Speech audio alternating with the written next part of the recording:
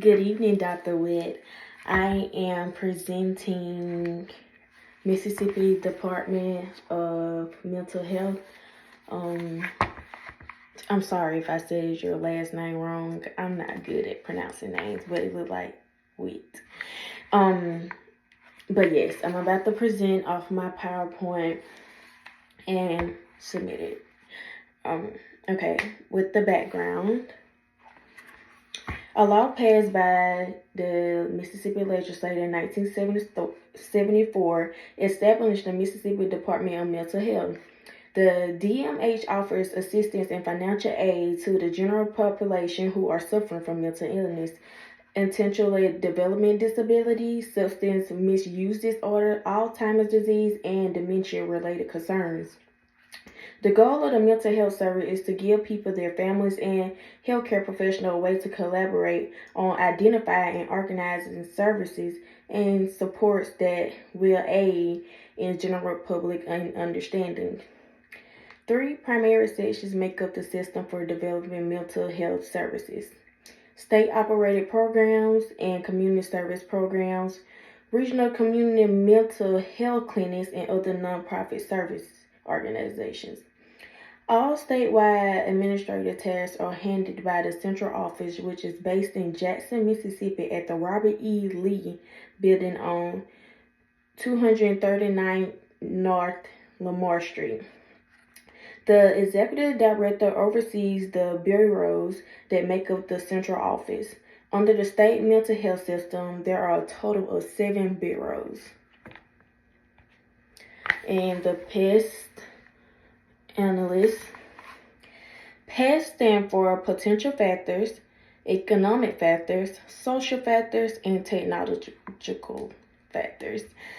Okay, I have listed in my notes the each under. Political factors is tax regulations, Medicare, Medicaid, insurance mandate and policy changes, Patient Protection and Affordable Care Act.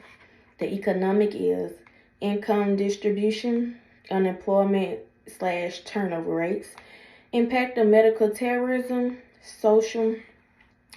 The social is Southern cultural lifestyle preferences and attitudes, and the other is partnerships provided chances for long-term and sustained growth.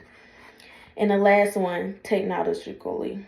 I'm having trouble saying that word, but investing continuously in advocating technology and research to increase access to outstanding health care.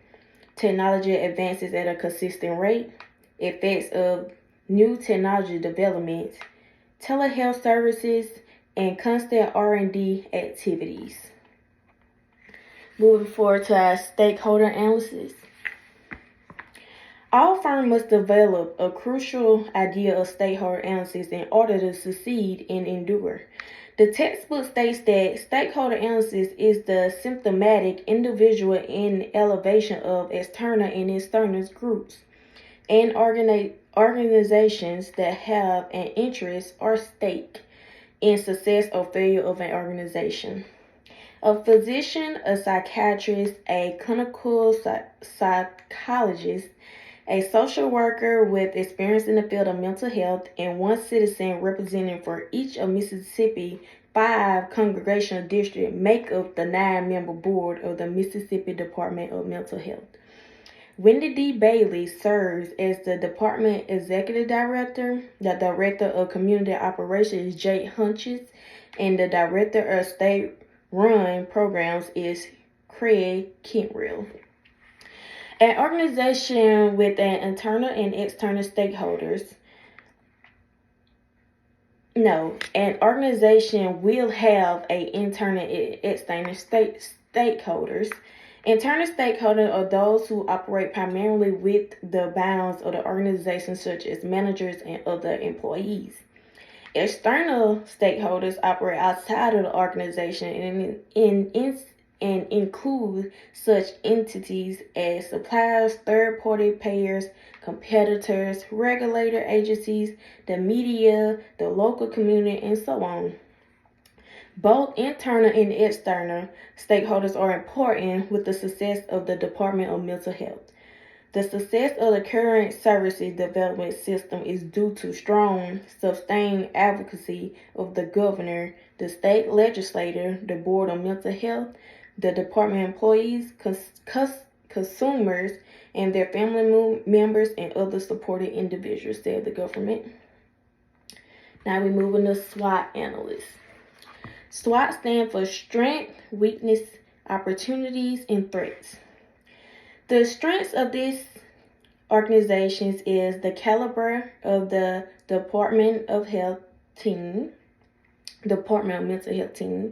their dedication, their knowledge, and their openness to adapt. Leadership that promotes system transitioners, early detection and prevention of problems, and the use of best practices that are supported by research to emphasize service. The weakness is, I actually went up. Service requirements greater than the financial, material, and human resources budgets by the DMH. Budgetary restriction prevent planning and program development to put the agency goal of the community-based service development system into action. The current service capacity is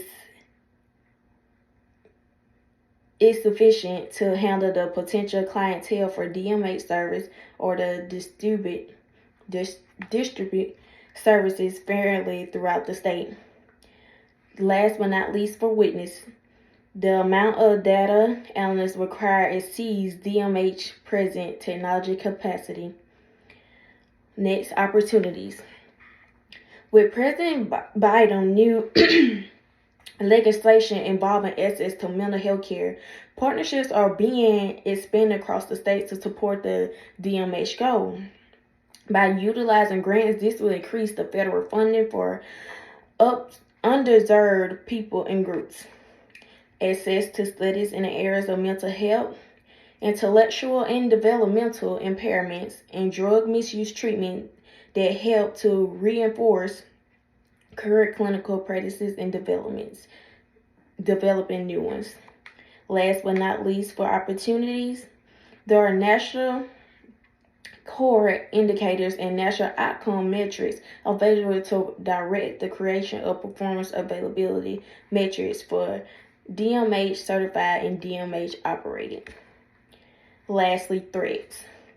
The absence of the community served, such as housing, transportation, etc., require to move people from institution to community in remote areas to healthcare providers.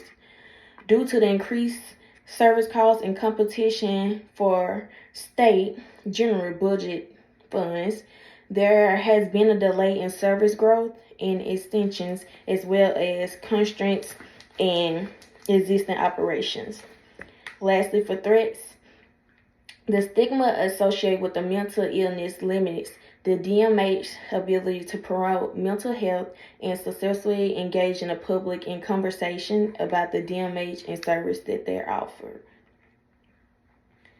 Last, strategies, formation, and recommendations. So I have 4 down for this, which is vertical integration, penetration, cost leaderships, and enhancement strategies.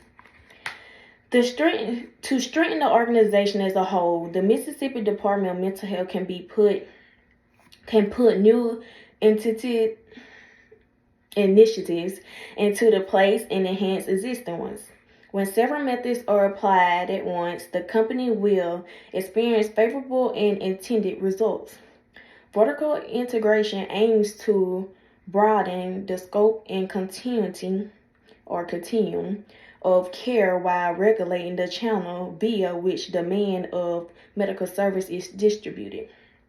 I think the Mississippi Department of Mental Health Organization is attempting everything possible to assist the community in needs to keep trying to broaden its scope in a huge subject of mental health.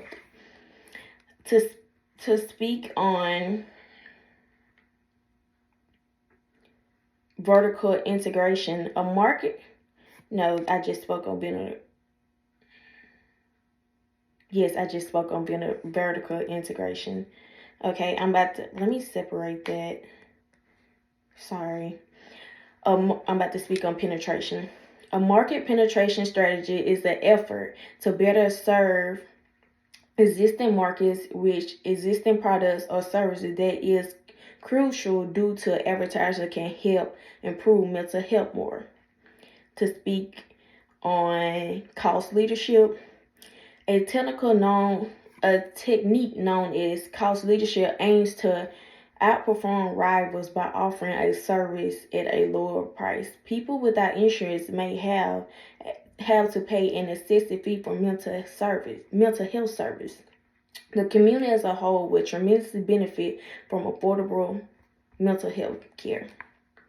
Lastly, enhancement strategy. By implementing high quality programs and boosting efficiency, enhancement strategy aims to enhance performance without current service categories.